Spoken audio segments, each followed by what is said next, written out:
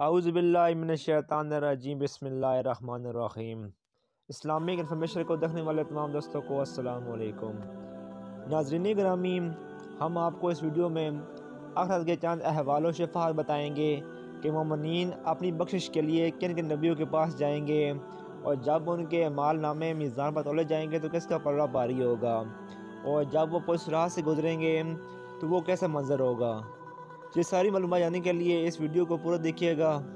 میدان حشر میں جہاں پائی پائی سے بھاگے گا، ماں باپ اولاد سے پیچھے چھڑائے گی، بیوی بچے الگ جان چھڑائیں گے، ہر ایک اپنی اپنی مصیبت میں گرفتار ہوگا، اور اسی حالت میں قیامت کا دن 50,000 برس کا ایک دن ہوگا۔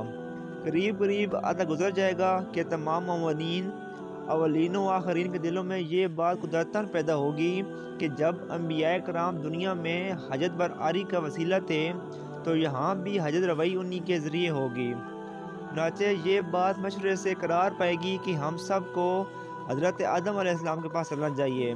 چنانچہ افتن خزاں گرتے پڑتے کس کس مشکل سے ان کے پاس حاضر ہوں گے اور ان کے فضائل بیان کر کے عرض کریں گے کہ آپ ہماری شفاعت کیجئے کہ اللہ ان مصائب و محشر سے ہمیں نجات دے۔ آپ فرمائیں گے مجھے آج اپنی جان کی فکر ہے، تم لوگ نوح علیہ السلام کی خدمت میں جاؤ۔ حضرت نوح علیہ السلام فرمائیں گے تم ابراہیم علیہ السلام کے پاس جاؤ، اور حضرت ابراہیم علیہ السلام فرمائیں گے کہ تم موسیٰ علیہ السلام کے پاس جاؤ، اور موسیٰ علیہ السلام فرمائیں گے کہ تم حضرت عیسیٰ علیہ السلام کے پاس جاؤ۔ وہ فرمائیں گے تم ان کے پاس جاؤ جو آج بے خوف ہیں اور تمام اولاد آدم کے سردار ہیں، وہ آج تمہاری شفاعت فرمائیں گے۔ حضرت عیسیٰ علیہ السلام کے فرمانے پر ٹھوکریں کھاتے، دہائیاں دیتے، برگاہ پناہ حضور سرور کونین صلی اللہ علیہ وآلہ وسلم میں حاضر ہو کر حضور کے بہت سے فضائل بیان کر کے شفاعت کے لیے عرض کریں گے تو حضور جواب میں ارشاد فرمائیں گے میں اس کام کے لیے ہوں، میں اس کام کو انجام دوں گا، میں ہی وہ ہوں جسے تم تمام جگہ ڈھونڈے آئے۔ یہ فرما کر برگاہ عزت میں حاضر ہوں گے اور سجدہ کریں گے۔ ارشاد ہوگا اے محمد اپنا سر اٹھاؤ اور کہو تمہاری بات سنی جائے گی، اور مانگو جو کچھ مانگو گے ملے گا، اور شفاعت کرو تمہاری شفاعت مقبول ہے۔ پھر تو شفاعت کا سلسلہ شروع ہوگا۔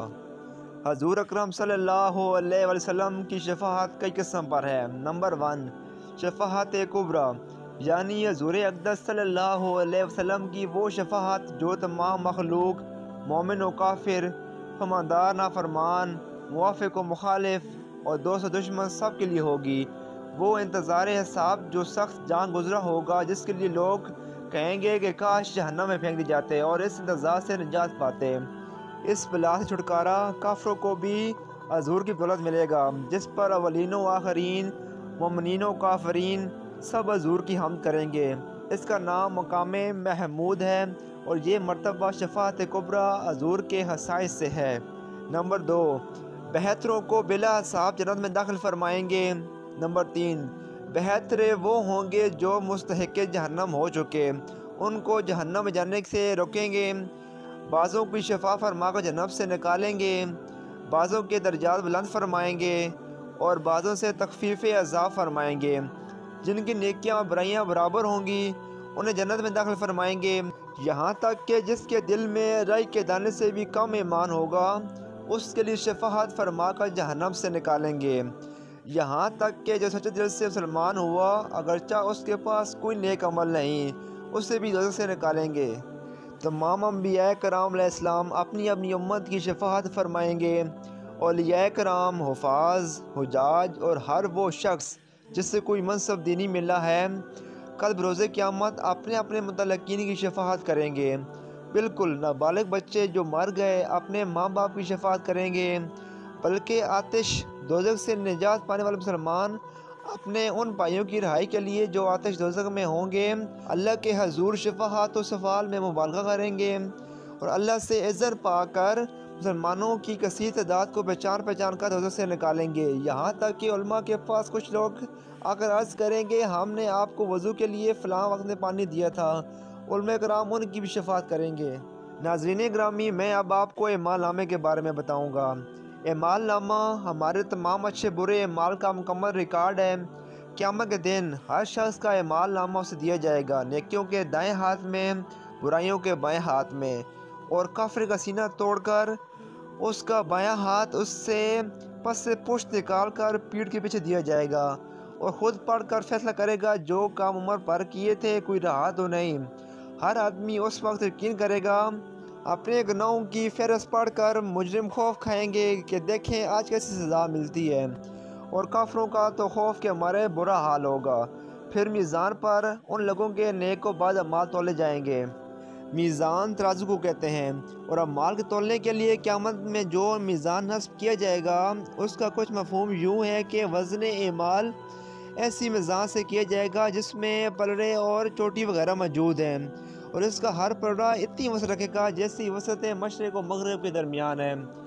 پھر آپ خود اندازہ کر لیں کہ یہ میزان کس نوعیت کی ہوگی اور اس سے وزن معلوم کرنے کا کیا طریقہ ہوگا۔ یہ ہماری عقل اور رسائی سے باہر ہے۔ خدا اور رسول ہی خوب جانتے ہیں، ہمیں تو اس پر عقیدہ رکھنا ہے کہ میزان حق ہے اور اس پر لوگوں کے تمام نیک و بد اعمال تولے جائیں گے۔ جن کے اعمال کا پلڑا وزنی ہوگا وہ کامیاب ہیں، اور جن کا وزن ہلکا ہوگا وہ خسارے میں رہیں گے۔ نیکی کا پلڑا بھاری ہونے کے یہ معنی ہے کہ اوپر اٹھے، دنیا جیسا معاملہ نہیں کہ جو بھاری ہوتا ہے نیچے کو جھکتا ہے۔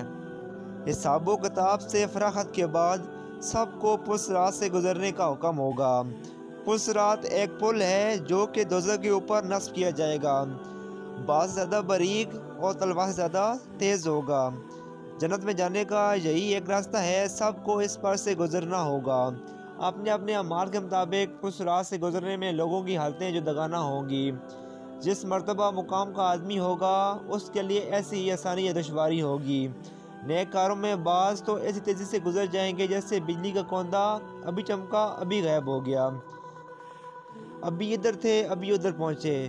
بعض تیز ہوا کی طرح، کوئی ایسے جیسے پرندہ اڑتا ہے، اور بعض تیز گھوڑے کی طرح، اور بعض ایسے جیسے آدمی دوڑتا ہے، اور کچھ ایسا ایسا یہاں تک کہ گرتے پڑتے لنگڑاتے ہوئے اس پل سے گزر جائیں گے، اور بعض چونٹی کی چال چل کر پار ہو جائیں گے۔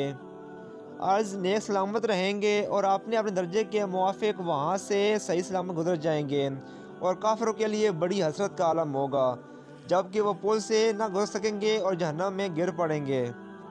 پل صراط کے دونوں جانب بڑے بڑے آنکڑے لٹکے ہوں گے، جس شخص کے بارے میں حکم ہوگا اسے پکڑ لیں گے، مگر بعض زخمی ہو کر نجات پا جائیں گے اور بعض کو جہنم میں گرا دیں گے، اور یہ ہلاک ہوا۔